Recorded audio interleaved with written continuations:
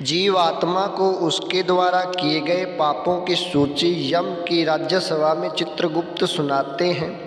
14 साक्षी भी वहीं पर रहते हैं। वे साक्षी हैं पृथ्वी, चंद्र, सूर्य आदि। जीवात्मा को उसके पापों के अनुसार नरक दंड दिया जाता है। जो किसी के पाप पुण्य समान हो तो उसे चंद्रलोक में भेजा जाता है। पुण्यों के समाप्त होने पर जीव को फिर मनुष्य लोक में जन्म लेना पड़ता है। कई जन्म मरण का दुख उसे भुगतना पड़ता है। इसी प्रकार एक कहानी के अनुसार बताते हैं, वृंदावन में एक महात्मा रहते थे।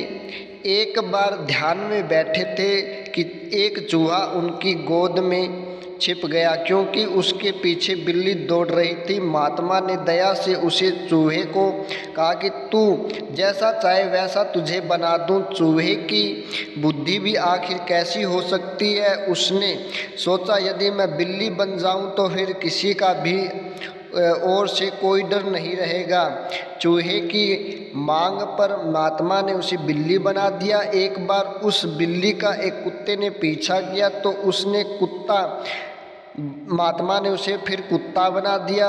इसी प्रकार जंगल में एक बार उस कुत्ते का शेर ने पीछा किया तो उसी महात्मा ने फिर उसे शेर बना दिया। महात्मा ने उसे शेर बना दिया। अब उसकी मति भ्रष्ट हो गई और हिंसा वृत्ति जागृत हो गई। उसने सोचा कि मैं इस महात्मा को खा जाऊंगा, अन्यथा वे कहीं मुझे फिर से चूहा न बना दे। अब वह महात्मा को खाने के लिए आया तो महात्मा ने कहा कि तू मुझे ही खाना चाहता है। उन्होंने बाघ को फिर चूहा बना दिया। यह कथा केवल चूहा बिल्ली की ही नहीं, हमारी भी है।